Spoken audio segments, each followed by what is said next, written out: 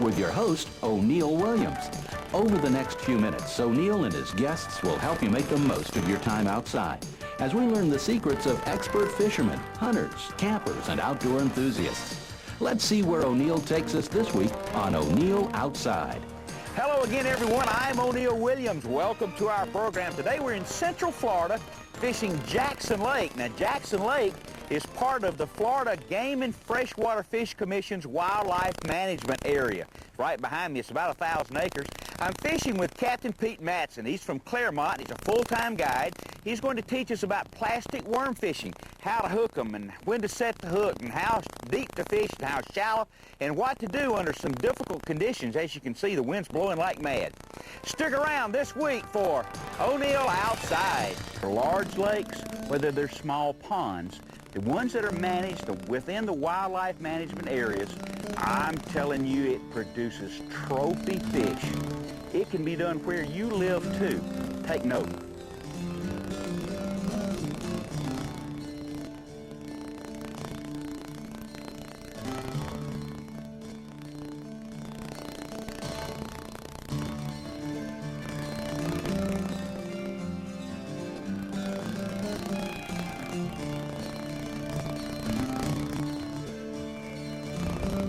Get him, buddy. Is he playing with you? Got it? Yep. Right out? A red shad, aren't they? Yeah.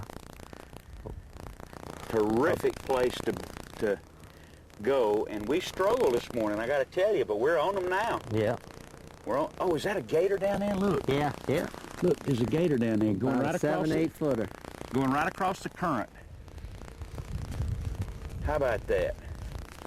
Old Georgia boy like me don't see many crocodilators. Yeah, there's plenty of them here. Plenty of them. Well, critter. Yeah.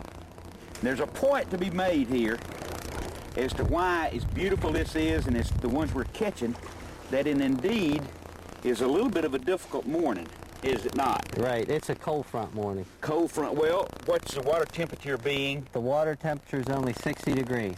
Now up north, they'd be happy with that. But down here in Florida, that's a cold temperature. So, so you're gonna... Ideal would be about 70 degrees. So what brought us in, the current brought us into this area, That's right. We fished for about 2.5 hours out in the main lake among the lily pads with spinnerbaits and all kinds of things, and nothing. I mean nothing. And that's my 7th strike. Now, when we got here this morning, it was clear, and now tell everybody what's the conditions now. It's starting to warm up. The sun came out a little bit. Seems like it's spurring on these fish. But we got a cloud cover now. Oh yeah, partly cloudy. Partly cloudy. Now, when we're strategy-wise here, that's 2 fish in the last 5 minutes on this red shad. And all of our bites are coming on red shad. Would you change if it got lighter or darker? Would you might change colors? I might go to a June bug if it was darker, but a red shad, yeah. A blue, June bug. Uh-huh. If you can see down there, Jeff, look at that in the water there. A lot of flash to that red shad. And that's black water.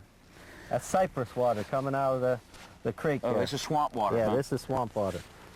We've had a lot of rain with El Nino. The weather patterns down here, has been a tremendous amount of rain here in Florida this year. And, you know, this is usually our dry season. Oh, it is? Yeah, and we've had, you know, tremendous amount of rain. So that water's flowed back up into the cypress trees and into the swampland, and now it's coming back out as we're getting a little drier. So, Everybody, how you rig this worm in this shallow water down here? okay, this is called a Florida rig. And what I do, I have a 1/8 or 1/16 ounce weight. Okay. And it has a screw in the end of it.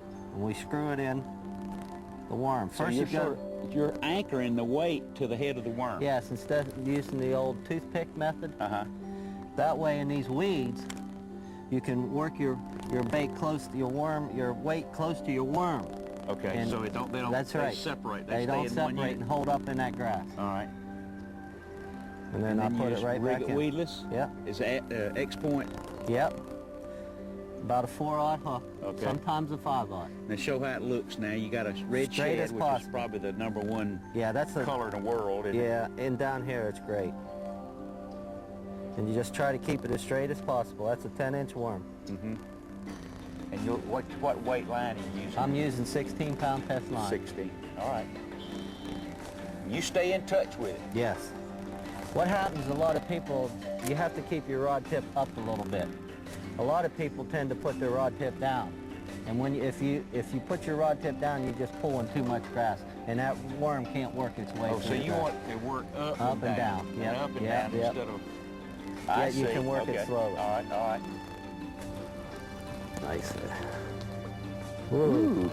Oh.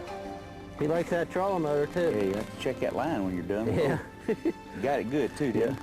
Oh, nice colored Nice fish. Beautiful. Look at you, son. How about that, Oneil? 2 feet of water. Yeah. That fish followed. See, you can see right over here, you can see the weed line. We're kind of treating that as kind of the side of the channel. Okay, that's where it drops off to about 2.5 or 3 feet deep.